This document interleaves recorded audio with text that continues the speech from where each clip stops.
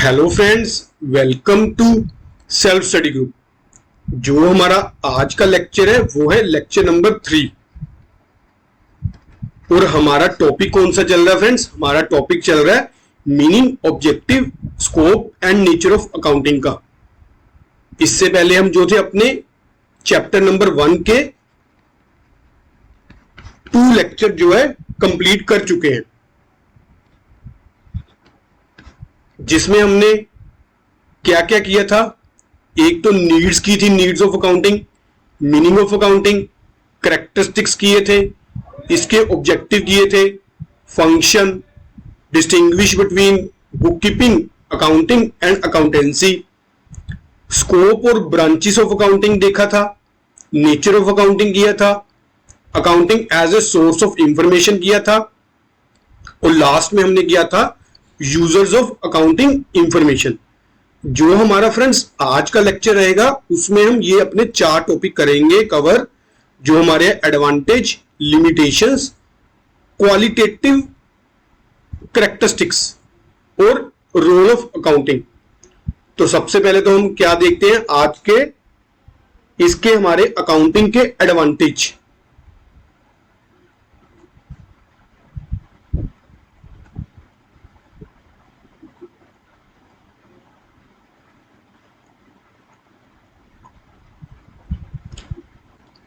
तो हमारा जो फ्रेंड्स फर्स्ट एडवांटेज है अकाउंटिंग का, वो क्या है? Helpful in management of business. हमारे बिजनेस की मैनेजमेंट में कैसे हेल्पफुल करती है अकाउंटिंग, वो देखते हैं। Management needs a lot of information for effective running of the business. Management को फ्रेंड्स लॉट ऑफ इंफॉर्मेशन चाहिए होती है बिजनेस को रन करने के लिए। All such information is provided by the accounting with the which helps the management in the following: helpful in planning, helpful in decision making, helpful in controlling। अगर हमारे पास proper accounting information होगी अगर हमारी management के पास, तो वो timely क्या रहेगी? वो टाइमली डिसीजन ले पाएगी, फ्यूचर के लिए प्लान जो है वो बना पाएगी हमारी मैनेजमेंट। वो कैसे? Management would like to know whether sales are increasing और decreasing and also the speed of increase in the cost of production. Management को इंफॉर्मेशन चाहिए कि उसकी सेल्स और जो सेल्स इंक्रीज हो रही है, डिक्रीज हो रही है, और उसकी कॉस्ट किस तरह से इंक्रीज कर रही है। जो ये सारी इंफॉर्मेशन कौन प्रोवाइड करता है? हमारी अकाउंटिंग प्रोवाइड करती है। अगर मैनेजमेंट को टाइमली पता चल जाएगा कि मेरी जो सेल्स है आने वाले टाइम में इंक्रीज होगी या फिर डिक्रीज होगी, वो जो फ्यूचर की पॉलिसीज होगी जो हमारे बिजनेस से रिलेटेड, वो उसके अकॉर्डिंग सेट करेगी। जैसे which help the management in estimating the future sales and expense. हमारी मैनेजमेंट को फ्यूचर की सेल्स का पता चल जाएगा और हमारे फ्यूचर के एक्सपेंसेस का भी पता चल जाएगा।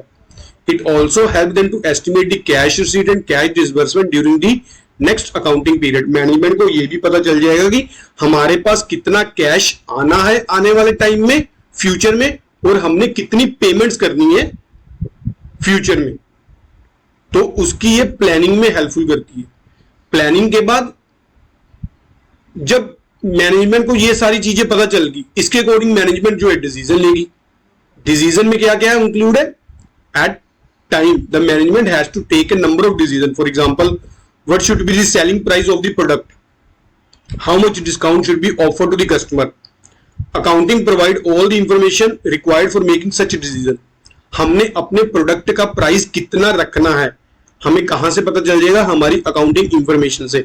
जब हमारे पास प्रॉपर डाटा अवेलेबल होगा हर एक चीज का, हमारी कॉस्ट कितनी पड़ रही है हमें प्रोडक्ट की, हमारे एक्सपेंसेस कितने हो रहे हैं उस प्रोडक्ट को, हमारे एडवर्टाइजमेंट पे कितना खर्चा हो रहा है, हमें कमीशन कितना पे करना पड़ रहा है अपने प्रोडक्ट पे।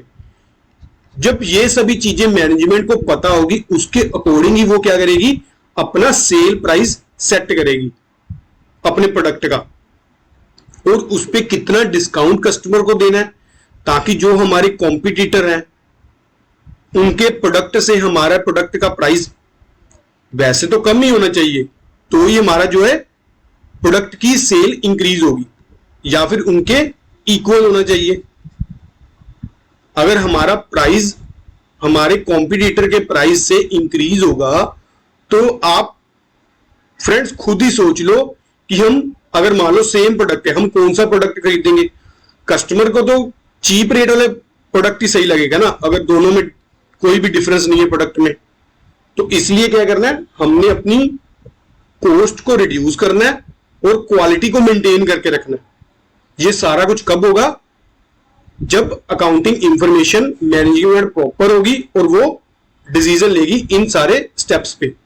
Helpful in controlling. Next, management की कैसे एडवांटेज, मैनेजमेंट को कैसे यूज करती है अकाउंटिंग कंट्रोलिंग में। Management would like to see that cost incurred is reasonable and no department is over spending. Management देखेगी कि हमारी जो कॉस्ट प्रोडक्ट पे आ रही है वो रीजनेबल है। अगर रीजनेबल नहीं है तो टाइमली एक्शन लेगी कि कैसे मैं अपनी प्रोडक्ट की कॉस्ट को रिड्यूस कर सकती हूँ। मैनेजमेंट देखेगी क्या मेरा कोई पर्टिकुलर डिपार्टमेंट जो है ओवर स्पेंडिंग तो नहीं कर रहा। ये सारी चीजें क्या है, कंट्रोलिंग में हेल्पफुल करती हैं मैनेजमेंट की।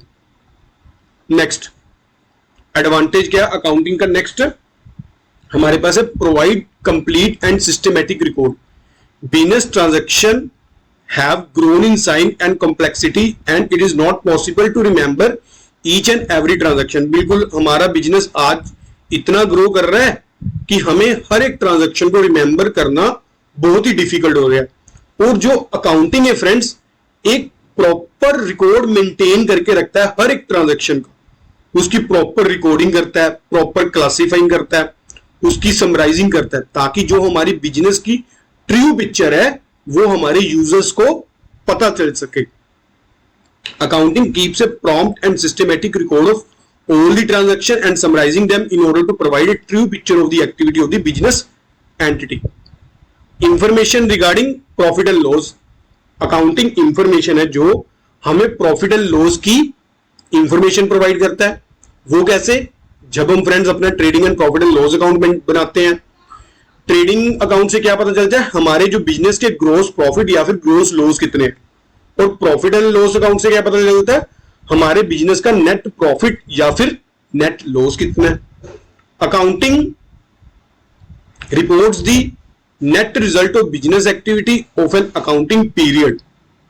The profit and loss account prepared at the end of each accounting period disclose the net profit earn और loss suffered during that period. The information regarding profit is of great use of the owner and various interested party. जो हमारा profit है वो किसके use के लिए आता है, हमारे ओनर्स के और हमारी जो इंटरेस्टेड पार्टीज है, जैसे हमारे इंप्लॉइज हैं, उनके लिए ये यूजफुल इंफॉर्मेशन होती है। इंफॉर्मेशन रिगार्डिंग, नेक्स्ट हमारा जो एडवांटेज है, इंफॉर्मेशन रिगार्डिंग फाइनेंशियल पोजीशन। हमारी जो बिजनेस की फाइनेंशियल पोजीशन है हमें कहां से पता चलती है, हमारी बैलेंस शीट से।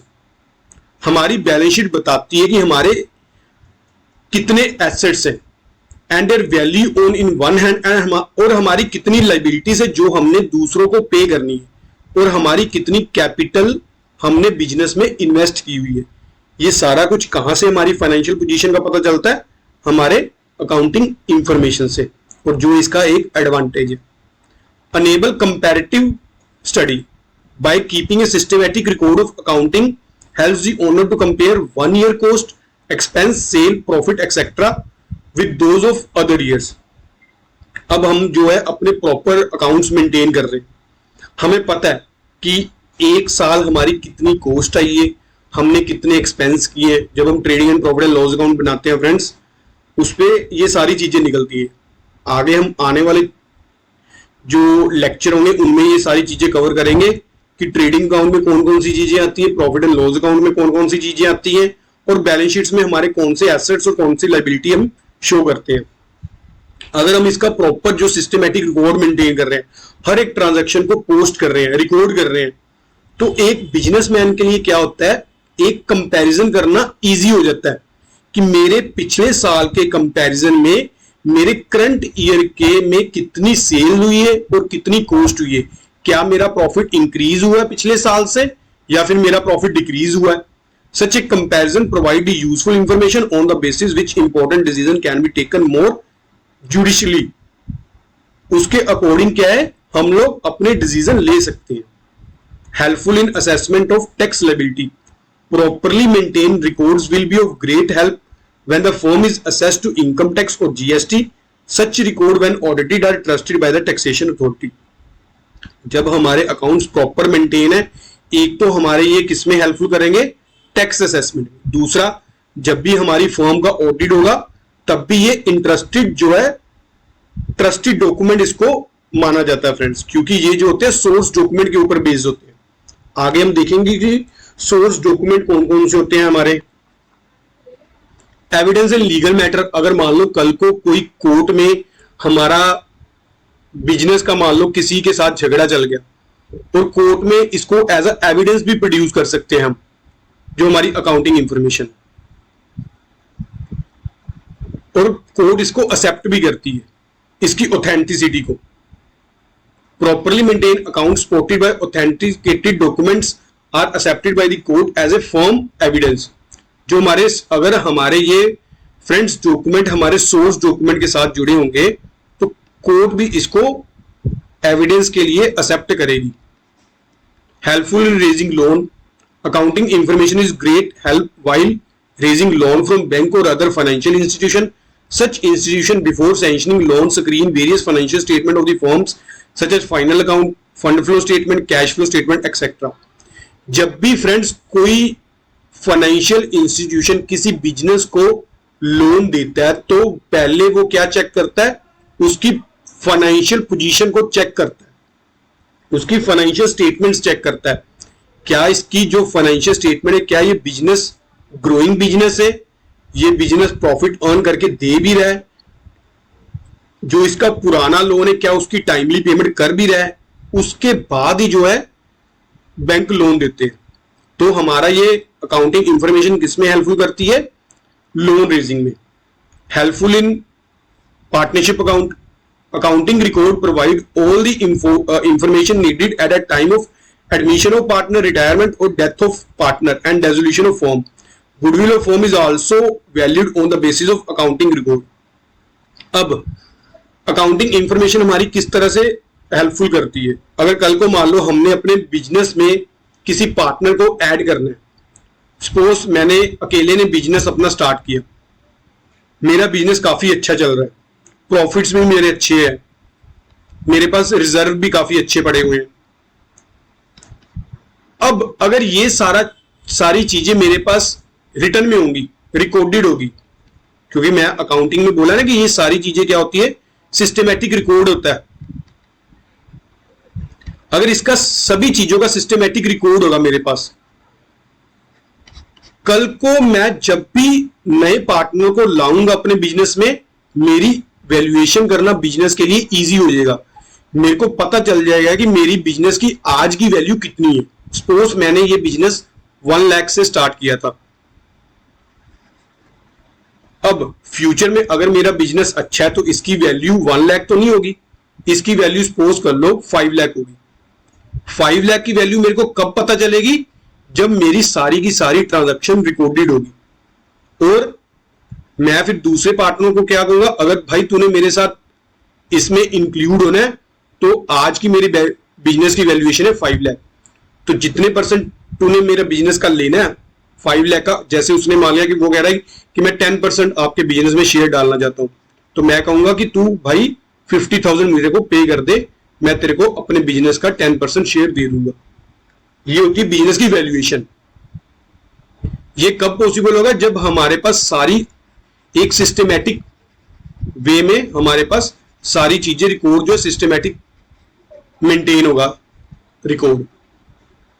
मोरओवर जब हमारा कोई पार्टनर रिटायर होके जाता है, सेम इसी तरह से अगर मान लो कोई पार्टनर रिटायर हो गया तो वो अपना शेयर जो एग्जिस्टिंग पार्टनर्स को दे देगा, तब भी बिजनेस की वैल्यूएशन करते हैं हम लोग। अगर किसी की पार्टनर की डेथ होगी तब भी वैल्यूएशन करेंगे। अगर मान लो हम फर्म को बंद ही करना चाहते हैं तब भी उसकी वैल्यूएशन करेंगे। ये कब पॉसिबल होगा, जब हमारा अकाउंटिंग इंफॉर्मेशन हमारे पास प्रॉपरली अवेलेबल होगी, हम प्रॉपर उनको रिकॉर्ड हमारे प्रॉपरली मेंटेन है। Next, helpful in prevention and detection of error and frauds. Accounting information friends हमारी क्या करती है, एरर और फ्रॉड्स को प्रिवेंट करने में हेल्पफुल करती है। अगर हमारे पास प्रॉपर रिकॉर्ड मेंटेन है कल को कोई भी अगर हमारी जो ट्रायल बैलेंस ही नहीं मैच किया या किसी ने जानबूझकर कोई फ्रॉड किया, तो हमारा वो अगर हम प्रॉपरली अच्छे से चेक करेंगे तो वो स्टार्टिंग स्टेज में ही पकड़ा जाएगा।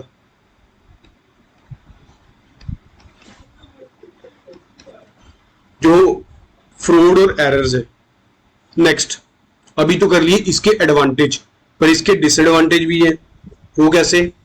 As discussed above, accounting provides information about the profitability and financial soundness of a concern to the owner and other interested party. In addition, it provides various other valuable information also. However, accounting has certain limitations which must be kept in mind while using such information. These limitations are, ये कौन-कौन सी limitation? Influenced by personal judgments. Friends, accounting information में क्या होता है? Accounts में क्या होता है कि कुछ जगह ऐसी होती है जहां पर अकाउंटेंट को अपनी पर्सनल जजमेंट के अकॉर्डिंग जो है काम करना पड़ता है, तो वो अकाउंट की एक लिमिटेशन है। अब हर एक अकाउंटेंट की क्या आती है, वो अजम्पशन अलग अलग होती है, उसके पर्सनल जजमेंट अलग अलग होगी। जैसे सपोज कर लो कि एक अकाउंटेंट जो फर्म का है वो स्ट्रेट लाइन से जो है डेप्रिसिएशन को चार्ज कर रहा है, तो दूसरी फर्म का अकाउंटेंट क्या कर रहा है? डिमिनिशिंग बैलेंस से कर रहा है। इससे क्या होगा फ्रेंड्स? इससे हमारे अकाउंट्स अब देखो कि कैसे इन्फ्लुएंस होंगे। जो तो बंदा स्ट्रेट लाइन से अपने अकाउंट्स में डेप्रिसिएशन चार्ज कर रहा है, उसकी तो हर एक साल क्या होगी? डेप्रिसिएशन कांस्टेंट होगी, यानी कि अगर 10,000 है तो 10,000 ही होगी। पर जो दूसरा अकाउंटेंट है वो डिमिनिशिंग बैलेंस फॉलो कर रहा है, उसकी क्या होगी? हर एक अगले साल डेप्रिसिएशन की वैल्यू क्या होगी? डिक्रीज होती रहेगी। ये सेकंड वाली फर्म में क्या होगा? उसके प्रॉफिट इंक्रीज होंगे, प्रॉफिट हमें बुक्स में ज्यादा शो करेंगे। जबकि सिमिलर बिजनेस के जो वो हर एक साल डेप्रिसिएशन क्या कांस्टेंट वैल्यू से, सेम वैल्यू से चार्ज कर रहा है, उसके प्रॉफिट डिक्रीज होंगे। तो यहां पे तो हमें लगेगा कि ये फर्म जो है कम प्रॉफिट कर रही है, यहां पे हमें लगेगा जो हमारी सेकंड फर्म है वो प्रॉफिट इंक्रीज कर रही है, जबकि ऐसा कुछ भी नहीं है। ये कब हो रहा है, क्यों हो रहा है? क्योंकि हमारे सिर्फ डेप्रिसिएशन के मेथड ही क्या है? दो अलग अलग हैं, इसी कारण से ये जो है डिफरेंस हमारा रेज हुआ। और कई बार फ्रेंड्स क्या होता है कि पर्सनल जजमेंट में कोई फर्म प्रोविजन ज्यादा कर लेती है बैड डेट्स का, कोई फर्म सोचती है कि मेरे जो फ्यूचर में बैड डेट्स वो ज्यादा होंगे, वो उसके अकॉर्डिंग ज्यादा प्रोविजन जो क्रिएट करके रख लेती है। कोई फर्म कहती है कि हमारे बैड डेट्स ज्यादा नहीं होंगे, हमारे नॉर्मल जो है कम होंगे, नॉर्मल होंगे, नॉमिनल से होंगे, तो वो कम चार्ज करके रखते हैं। तो यहां पे देखते हैं कि इसने क्या बोला हुआ है। Accounting is yet an exact science, accounting एक साइंस है, and accounting has to exercise his personal judgment in respect of various item. For example, it is extremely difficult to predict with an degree of accuracy the actual life, useful life of an asset which is needed for calculating depreciation. अब वो क्या कह रहा है कि personal judgement में कैसे based होता है। मैंने एक एसेट्स परचेज किया, इस एसेट्स की value person to person vary करेगी। कोई कहेगा कि इस एसेट्स की ये एसेट चलेगा 10 साल, कोई कहेगा ये एसेट चलेगा 15 साल। तो सपोज कर लो ये एसेट था 1.5 लाख का, अगर तो मान लो जो बंदे ने सोचा कि ये एसेट चलेगा 10 साल, उसके अकॉर्डिंग डेप्रिसिएशन कितनी हुई? हर एक साल की 15,000। पर जो अकाउंटेंट ने सोचा अपनी पर्सनल जजमेंट के अकॉर्डिंग सोचा कि ये एसेट चलेगा 15 साल, उसके अकॉर्डिंग डेप्रिसिएशन कितनी हुई? 10,000। तो ये अकाउंट्स में डिफरेंस आ जाएगा। तो ये इसकी एक लिमिटेशन है। सेम ही क्या है? The same is true about method of valuation of closing stock at making provision of doubtful debts. Different persons are bound to have different opinion in respect of such things, and hence it result in ascertainment of different figures of profit and loss of a business by different person। क्योंकि हर एक बंदे की सोचनी जो है अलग अलग है, तो हमारे जो अकाउंट्स में प्रॉफिट्स में उसके डिफरेंस इसी कारण से आ जाता है। तो हम जो है एग्जैक्ट अपना प्रॉफिट नहीं जो है बता सकते। Based on accounting concept and convention. हमारी जो फ्रेंड्स अकाउंटिंग है उसके कुछ कंसेप्ट है, कन्वेंशन है, कुछ प्रिंसिपल्स है जिसके अकॉर्डिंग उसको चलना पड़ता है अकाउंट्स को, उन्हीं कंसेप्ट के अकॉर्डिंग। तो उनको लेकर हमारी जो लिमिटेशन बनती है वो क्या बनती है, जैसे यहां पर सबसे पहले उन्होंने क्या बोला हुआ, एक एग्जांपल ही देख लेते हैं तो एग्जांपल से आप लोगों को क्या होगा, इजी से समझ आ जाएगा। जैसे हमारे फिक्स एसेट्स ही होते हैं, हमारी एक अकाउंटिंग कंसेप्ट से कि फिक्स एसेट को शो करना होता है बुक्स में उसकी कॉस्ट वैल्यू पे, यानी कि हिस्टोरिकली कॉस्ट पे। तो ये इसकी लिमिटेशन है। अब हमने जो एसेट्स फ्रेंड्स 10 साल पहले खरीदा था, उसकी मान लो यहां पे सपोज कर लो हमने लैंड ली थी 10 साल पहले 1 लाख की, तो आज उस लैंड की वैल्यू 1 लाख थोड़ी ना होगी, आज उस लैंड की वैल्यू 10 लाख होगी 10 साल बाद। आप लोग ये रूटीन में भी देखोगे कि जो प्रॉपर्टी आपने 5 साल पहले या 6 साल पहले खरीदी है उसकी आज वैल्यू इंक्रीज है, बढ़कर है, कुछ ना कुछ इंक्रीज जरूर हुआ होगा उसमें। पर अकाउंटिंग कंसेप्ट्स क्या कहते हैं, हमें अकाउंटिंग कंसेप्ट क्या कहते हैं, बुक्स में आप क्या रिकॉर्ड करो, जिस वैल्यू पे आपने उसको परचेज किया है। तो हमारे जो फाइनेंशियल स्टेटमेंट्स होंगी फ्रेंड्स, अगर हम एसेट्स को कॉस्ट पे शो कर रहे हैं तो हमारे बिजनेस की ट्रू पोजीशन ही नहीं हमें पता चलेगी कि हमारे बिजनेस की एग्जैक्ट वैल्यू क्या है। For example, fixed assets are shown in the balance sheet according to the historically cost concept. This means that fixed assets are shown at their cost and not at their market value. The value realized on their sale may be more or less than the value stated in the balance sheet. बिल्कुल, अगर मान लो आज हम उस asset को cell करेंगे, या तो वो ज्यादा होगी या फिर कम होगी। Similarly, on account of convention of conservatism, the profit and loss does not disclose true profit because the future losses are provided whereas future income are ignored. Friends हमारे ना अकाउंटिंग एक कंसेप्ट होता है जो कन्वेंशन है accounting की, convention of conservatism. इसमें हम क्या करते हैं, इसमें हम सारे के सारे हमारे जो लॉसेस है फ्यूचर के उसको अकाउंट्स में इंक्लूड करते हैं, जबकि जो हमारी एंटिसिपेटेड इनकम होती है उसको हम एक्सक्लूड करते हैं। तो उससे भी क्या होगा, हमारे जो प्रॉफिट्स होंगे हमें एग्जैक्ट पता ही नहीं चल पाएगा, हमारे प्रॉफिट एंड लॉस अकाउंट जो डिस्क्लोज ही नहीं कर पाएगा कि ट्रू हमारा प्रॉफिट्स क्या है बिजनेस के। तो नेक्स्ट हमारा जो लिमिटेशन है, incomplete information. Accounting statement provide only the incomplete information because the actual profit और loss of a business can be known only when the business is close down. अभी आपने देखा है कि जो हम अकाउंट्स पे फिक्स्ड एसेट्स की रिकॉर्ड करते हैं उसको कॉस्ट बेसिस पे, हिस्टोरिकली कॉस्ट बेसिस पे रिकॉर्ड करते हैं। अब हमारा बिजनेस चल रहा है ठीक है, प्रॉपर चल रहा है, अच्छा है, पर हमें एग्जैक्ट इंफॉर्मेशन ही नहीं पता।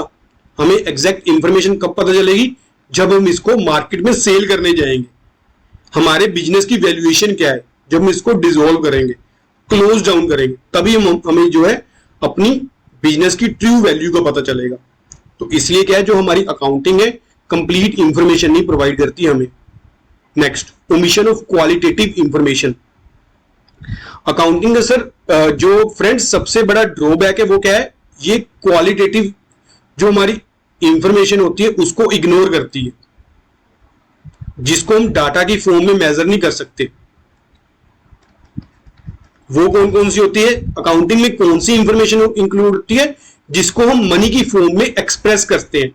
सिर्फ इन चीजों को ही हम जो है अकाउंटिंग में इंक्लूड करते हैं, बाकी को सभी को एक्सक्लूड कर देते हैं, जिसको हम मनी की फॉर्म में मेजर नहीं कर सकते। Accounting contain only those information which can be expressed in terms of money. Qualitative aspect of business unit are completely omitted from the books as these cannot be expressed in monetary forms. Thus, changes in management, reputation of the business, cordial management, labor relation, firm ability to develop new product, efficiency of management, satisfaction of firm customer etc. ये सारी चीजें बहुत most important role play करती हैं, जबकि इनको हम include ही नहीं करते। एक बिजनेस के फ्रेंड्स अगर आज उसकी बिजनेस की वैल्यू है, मार्केट में गुडविल है, अच्छा चल रहा है, तो ये सारी चीजें भी उसके पीछे हैं, पर अकाउंट में इन सभी चीजों को रिकॉर्ड ही नहीं किया जाता। तो ये उसकी क्या है, main limitation. Based on historically cost, आपको बताया कि जो हमारा एक कंसेप्ट है कॉस्ट कंसेप्ट का, उसमें क्या होता है कि हमारी जो फिक्स एसेट्स की वैल्यू होती है, हम क्या करते हैं ओरिजिनल कॉस्ट बेसिस पे रिकॉर्ड करते हैं, जबकि हम price level, change in price level को छोड़ ही देते हैं, क्योंकि टाइम टू टाइम हमारा प्राइस जो है अप एंड डाउन होता रहेगा, उसको हम इग्नोर ही कर देते हैं। तो ये भी इसका जो है मेन ड्रॉबैक है। The assets remain under value in many cases, particularly land and building. The outcome of this practice is that balance sheet value of assets are not helpful in estimating the true financial position. अब ये true financial position थोड़ी ना हमें बताएंगे। अगर land हमने 1 लाख की खरीदी, 10 साल बाद मैं फिर से बैलेंस शीट चेक करूंगा, तो लैंड की वैल्यू तो 1 लाख ही रहेगी ना बैलेंस शीट पे, जबकि चाहे इस लैंड की आज वैल्यू 15 लाख हो, तो मेरे को ट्रू वैल्यू तो बिजनेस की पता नहीं चल पाएगी। Next, affecting by window dressing. Window dressing क्या है? Window dressing refer to the practice of manipulating accounts. कई बार क्या होता है कि बिजनेसमैन जो है अकाउंट्स को इस तरह से मैन्युपुलेट कर देता है, अगर उसने अपनी बिजनेस की वैल्यू को हमारे अकाउंटिंग के जो यूजर्स हैं उनको अच्छा दिखाना है, तो वो प्रॉफिट्स को इतना इंक्रीज कर देगा कि देखने वाले को लगेगा कि हाँ बिजनेस तो काफी अच्छा चल रहा है। अगर उसने ऑपोजिट बिजनेस को नीचा दिखाना है कि बिजनेस नहीं अच्छा चल रहा, तो वो उसके ऑपोजिट कर देगा अकाउंट्स को, so that the financial statement में disclose a more favourable position than actual position. For example, the purchase made at the end of the year may not be recorded. अगर मान लो फ्रेंड्स, हमने accounting year हमारा जो चलता है 1 अप्रैल से लेकर 31 मार्च तक चलता है, जो हम एक अकाउंटिंग पीरियड जो बुक्स में लेते हैं। अगर मान लो मैंने 28 या 29 मार्च को परचेज की, बिजनेसमैन विंडो ड्रेसिंग कैसे करेगा? इस परचेज को अकाउंट्स में शो ही नहीं करेगा। अगर मान लो उसने शो ही नहीं किया, तो उसके प्रॉफिट्स ही, ग्रोस प्रॉफिट ही इंक्रीज हो जाएगा बिजनेस में।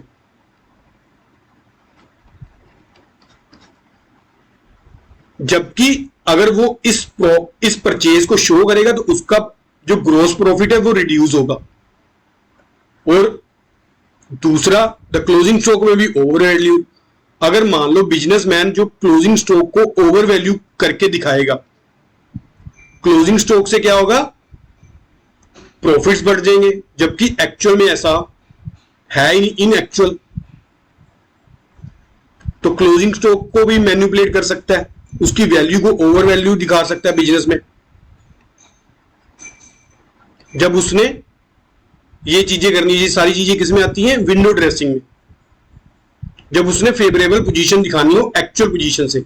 एक्चुअल पोजीशन तो कुछ और है, पर दिखा हमें कुछ और रहे हैं। ठीक है फ्रेंड्स, बिजनेस की एक्चुअल पोजीशन कुछ और है, पर अपने जो यूजर्स हैं उनको दिखा कुछ और रहे हैं। Next, unsuitable for forecasting. Financial accounts are only a record of past events. जो हमारे पास्ट इवेंट होते हैं उनको ही हम रिकॉर्ड करते हैं। Continue changes take place in the demand of product. हमें पता है कि डे टू डे काफी चेंजेस आते रहते हैं। Policies adopted by the firm, different policy भी firm time to time adopt करती रहती है। The position of competition etcetera, position भी जो काफी कॉम्पिटिशन भी बढ़ता रहता है time to time. As such, the financial analysis based on past event may not be of much use of forecasting. तो जो हमारे जो फाइनेंशियल एनालिसिस होता है हमारे पास्ट इवेंट के जो बेस पे होता है, वो हमारी फोरकास्टिंग में कोई भी हेल्प नहीं करता फ्रेंड्स। ठीक है, नेक्स्ट हमारे आगे qualitative characteristics of accounting information. हमारे क्वालिटेटिव कैरेक्टरिस्टिक्स क्या क्या है? क्वालिटेटिव क्या है? जिनको हम डाटा की फॉर्म में मेजर नहीं कर सकते। क्वांटिटेटिव क्या होते हैं? जो हम डाटा की फॉर्म में मेजर कर सके। और क्वालिटेटिव क्या होते हैं? जिनको हम डाटा की फॉर्म में मेजर ना कर सके।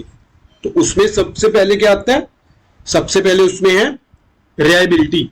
हमें कितना विश्वास है हमारे अकाउंट्स पे, ये इसका मेन जो है कैरेक्टरिस्टिक्स है अकाउंटिंग इंफॉर्मेशन का। जो फ्रेंड्स जो भी हम एंट्री करते हैं, रिलायबिलिटी में क्या होता है कि हम इन अकाउंट को कैसे वेरीफाई कर सकते हैं। जो हम कोई भी ट्रांजैक्शन को रिकॉर्ड करते हैं बिजनेस में, उसको वेरीफाई कैसे किया जा सकता है। उसको वेरीफाई फ्रेंड्स हम करेंगे अपने सोर्स डॉक्यूमेंट से।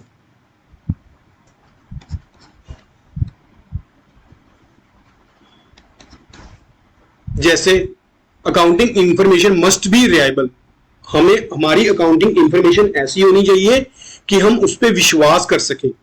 Reliability implies that the information must be factual and verifiable. अगर मान लो हमारी इंफॉर्मेशन का वेरीफाई सोर्स ही नहीं है तो उसकी रिलायबिलिटी नहीं होगी। The accounting information is said to have verifiability if such information can be verified from a source document such as cash memo, purchase memo, sales invoice, correspondence agreement, property deed and other similar document.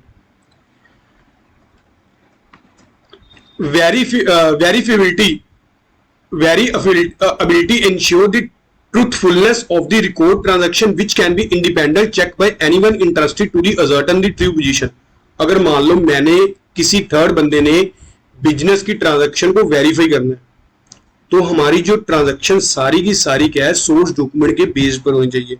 But if the source document are not available, the accounting information disclosed by profit and loss account and balance sheet will not be capable of being verified and it would implies that it cannot be relied on। तब हम क्या करते हैं, हमें लगेगा कि हमें इस पर विश्वास हम नहीं कर सकते।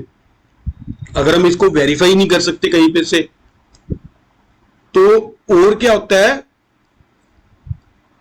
some accounting records are most reliable while others are not। ये नहीं है कि हमें हर एक ट्रांजैक्शन रिकॉर्ड को जो वेरीफाई कर सकेंगे, पर कुछ कुछ ट्रांजैक्शन ऐसी भी होती है, जैसे for example recording of fixed asset at actual cost is more reliable since the same can be independent verified from property deed, but it is not true for some other transaction because accounting is not exact science. जैसे depreciation charge on fixed asset can not be independently verified since it is based on estimated useful life of assets which require personal judgement. अब आप लोग ये ना कहना कि जो हमारी डेप्रिसिएशन चार्ज कर रही है उसकी भी कोई वेरीफाइड डॉक्यूमेंट प्रोड्यूस करो, नहीं, वो तो पर्सनल जजमेंट पे बेस्ड होती है हमारे अकाउंटेंट के।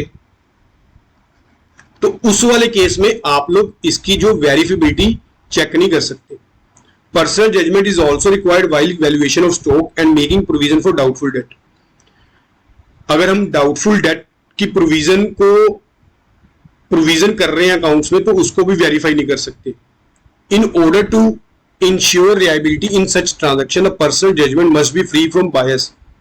जो हमारी पर्सनल जजमेंट है वो किसी भी तरह से बायस नहीं होनी चाहिए। Next, relevance. रेलिवेंस क्या होता है, इंपॉर्टेंट। हमने जो भी अकाउंट, इसका मेन कैरेक्टरिस्टिक जो क्वालिटेटिव है, हमारी जो भी अकाउंट्स में हम रिकॉर्ड करते हैं उसका कोई ना कोई इंपॉर्टेंट फिगर्स को रिकॉर्ड करते हैं, सिर्फ जो हमारे लिए मोस्ट इंपॉर्टेंट जो है ट्रांजैक्शन होती है। जैसे accounting information deficit by the financial statement must be relevant to the objective of the enterprises. Unnecessary and irrelevant information should be excluded in financial statement. जो हमारे लिए रेलिवेंट ही नहीं है उनको हमने इंक्लूड ही नहीं करना अपनी फाइनेंशियल स्टेटमेंट में। To be relevant information must be capable of making difference in decision, that is it must help the management, investors, creditor and other users of the accounting information in making decision। For example, information regarding the rate of dividend paid by a company in previous year is relevant information to the investors since it provide a basis for the forecasting future dividends। अगर मान लो relevant information यहाँ पे उसने क्या example दी है, investors के लिए उसका बिजनेस का पास्ट डिविडेंड की इंफॉर्मेशन होनी जरूरी है कि बिजनेस ने पास्ट में कितना डिविडेंड दिया, तो जो एक इन्वेस्टर होगा फ्यूचर का फोरकास्ट कर सकेगा कि फ्यूचर में भी जो है बिजनेस हमें इतना डिविडेंड दे सकता है। अब एक एग्जांपल और है, while reporting debtors in the balance sheet it is the total amount of debtor while which is relevant and note the total number of debtors. हमने अब बैलेंस शीट में ये नहीं लिखना कि हमारे जो 11 डेटर्स है या 12 डेटर्स है, नहीं, ये इररेलेवेंट है डाटा। हमारी जो इंपॉर्टेंट रेलिवेंट इंफॉर्मेशन क्या है कि इन डेटर्स की वैल्यूएशन कितनी है, इनसे हमने पैसे लेने कितने हैं, इनसे हमने पैसे लेने हैं 10,000, ये हमारे लिए रेलिवेंट है, ना कि हमारे नंबर्स रेलिवेंट है। हमारे डेटर्स कितने वो नहीं रेलिवेंट हमारे लिए। Next, an accountant is usually faced with the problem of choosing the relevant data from the mass of data because the need of different user may be different। अब एक जो बड़ी दिक्कत आती है कि हमारे अकाउंटेंट को, उसके लिए सबसे इंपॉर्टेंट क्या बन जाता है कि हमारे लिए कौन सा डाटा रेलिवेंट है और कौन सा डाटा रेलिवेंट इररेलिवेंट है, क्योंकि डिफरेंट डिफरेंट यूजर्स के लिए उसकी रेलिवेंस होती है, अलग अलग होती है। सपोज एक इन्वेस्टर्स के लिए तो डिविडेंड रेलिवेंट है, एक क्रेडिटर के लिए क्या रेलिवेंट होगी, डिविडेंड पॉलिसी नहीं रेलिवेंट होगी। उसके लिए क्या रेलिवेंट होगा, उसके लिए रेलिवेंट होगा कि इसकी पेइंग कैपेसिटी कितनी बिजनेस की। हमारे जो बैंक और फाइनेंशियल इंस्टीट्यूशन होंगे उनके लिए क्या रेलिवेंट होगा, उनके लिए रेलिवेंट होगा हमारे बिजनेस पे लोन कितना है, वो data. For example, the information required by banker will be not necessarily be the same as that required by investor, since the accountant will have to study the needs of various uses। अब ये सारी चीजें friends हमारे accountant पे base करती है कि हमारे अकाउंटेंट की पर्सनल जजमेंट होती है इसमें कि कौन सा डाटा किसके लिए रेलिवेंट है, कौन सा डाटा किसके लिए इररेलिवेंट है, and relevant to all the user. In addition, a difficulty arises in deciding as to whole need should be given priority। For example, certain information regarding the profitability may be relevant to the creditor, but its disclosure may be harmful to the interest of shareholders, as it may give vital clue to the competitor। अब यहाँ पे क्या है, अगर मान लो हमारे जो creditor है वो क्या कहते हैं कि हमें जो है प्रॉफिटेबिलिटी बताओ बिजनेस की, पर दूसरी तरफ क्या है कि अगर हम प्रॉफिटेबिलिटी डिस्क्लोज कर देंगे तो ये हमारे बिजनेस के लिए हार्मफुल है। क्यों? क्योंकि हमारे जो कॉम्पिटिटर होंगे उनको पता चल जाएगा कि हमारा बिजनेस कहां पर कितना ग्रो कर रहा है। तो इसलिए क्या है, जब भी अकाउंटेंट ने कोई भी डिसीजन लेना है वो कैसे लेना है, will be guided by concept of truth, justice and fairness. इन तीनों के अकॉर्डिंग ही हमारे जो अकाउंटेंट ने डिसीजन लेना है, कोई भी जब भी वो किसी इंफॉर्मेशन को रेलिवेंट या इररेलिवेंट बताएगा, या फिर जब भी उसको लगेगा कि कोई भी चीज रेलिवेंट है या फिर इररेलिवेंट है, इन प्रिंसिपल के अकॉर्डिंग ही वो है जज करेगा अकाउंटेंट। नेक्स्ट हमारा जो इसका कैरेक्टरिस्टिक्स है वो है अंडरस्टैंडेबिलिटी। हमारी जो अकाउंटिंग इंफॉर्मेशन है वो कितनी को अंडरस्टैंडेबल है, हमारी ये सिंपल होनी चाहिए कि अगर मान लो कोई अननोन बंदा भी है उसको भी देखकर जो है समझ आ सके कि हमारी जो अकाउंटिंग इंफॉर्मेशन कहना क्या चाहती है। बिल्कुल सिंपल होनी चाहिए हमारी जो स्टेटमेंट्स होती है, जो profit and loss, trading and loss account. हमने कोई कॉम्प्लेक्सिटी नहीं इसमें बनानी, हमने कोई भी चीज हाइड करके नहीं रखनी। अगर मान लो इसमें कोई भी आपको लगता है, हमारे अकाउंटेंट को लगता है कि इसमें जो इंफॉर्मेशन है किसी को समझ नहीं आएगी, हमारे यूजर्स को, वो क्या करेगा, उसको क्या करना चाहिए, किसी को अंडरस्टैंड करने के लिए इसकी फुल फुटनोट पे इसको एक्सप्लेन करेगा कि हर एक ट्रांजैक्शन जो उसको लगेगी कि हमारे यूजर्स को समझ नहीं आएगी, उसको फुटनोट में एक्सप्लेन करके दिखाए, शो करे, ताकि हर एक को इजी से समझ लग सके हमारी जो फाइनेंशियल स्टेटमेंट्स है, हमारी accounting information. A person who do not have any knowledge of accounting terminology should also be understand them without much difficulty। बस ये आप लोग एक बार पढ़ लेना, सिंपल है। Next, comparability. हमारी जो फ्रेंड्स अकाउंटिंग इंफॉर्मेशन है उसका कैरेक्टरिस्टिक है कंपेरेबिलिटी। इसको क्या हम जो है कंपेयर कर सके।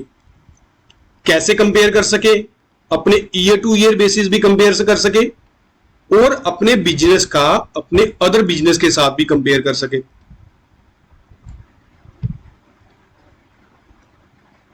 हमारी अकाउंटिंग इंफॉर्मेशन ऐसी होनी चाहिए, अकाउंटिंग डाटा हमारा ऐसा होना चाहिए।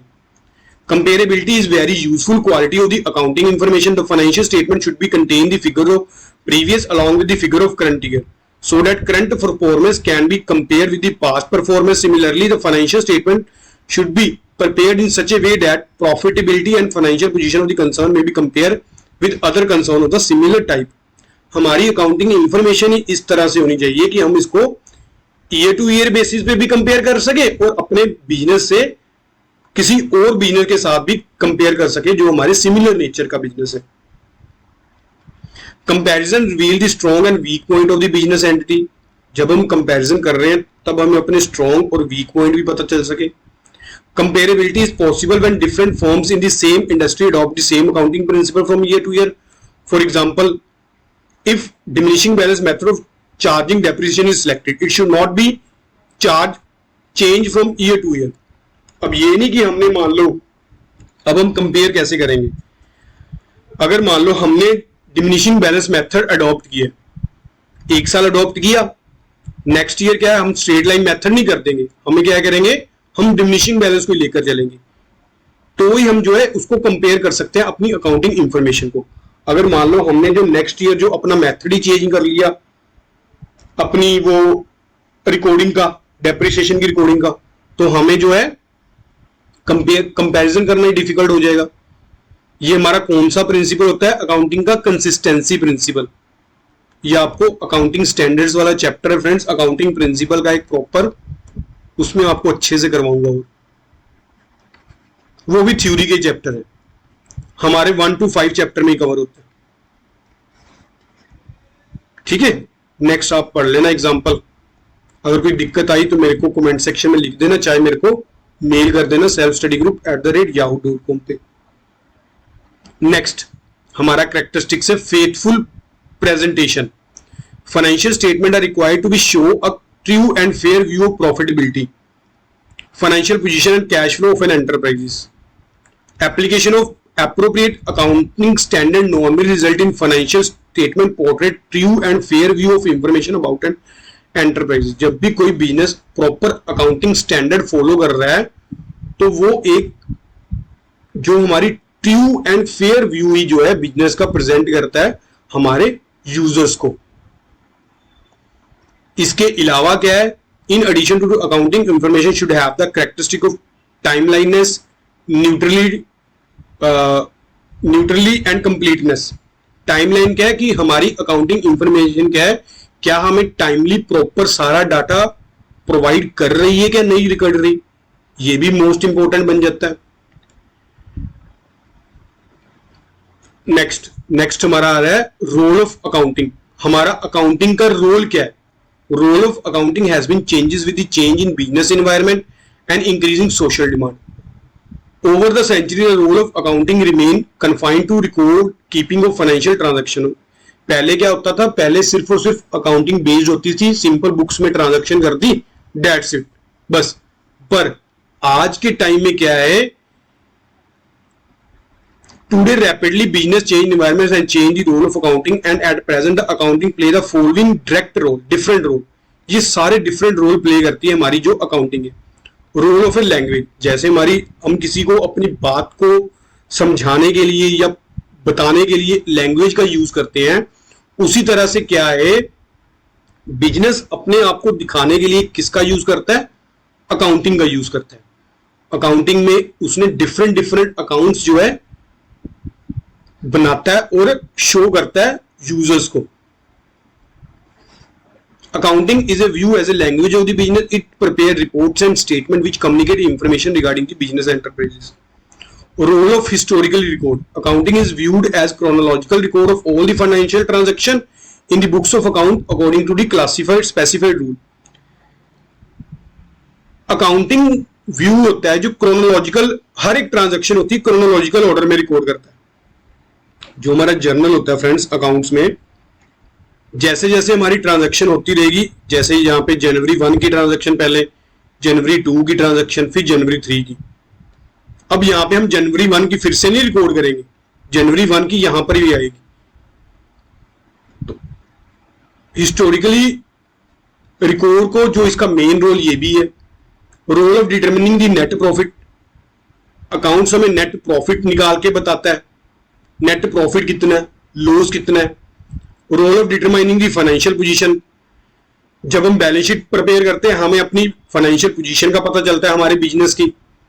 Role of information system, accounting is now regarded as an information system because it is capable of providing the kind of information which manager and other interested party require for taking appropriate decision.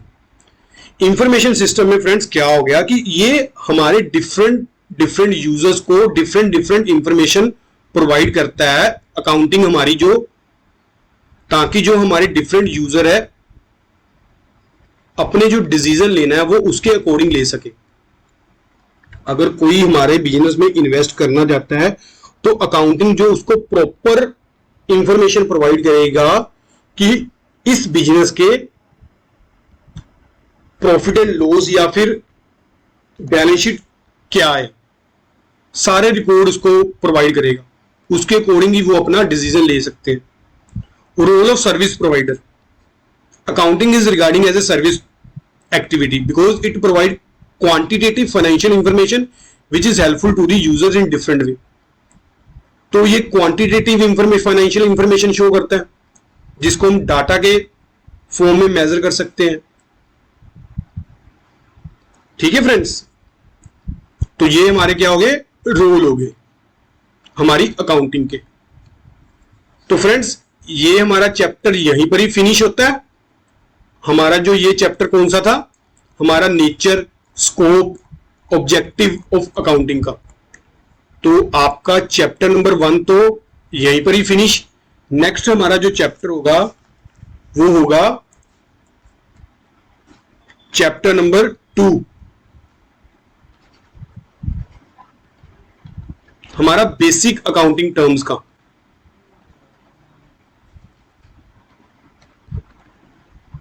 इसमें हम friends क्या करेंगे, different terminology जो use होती है वो देखेंगे,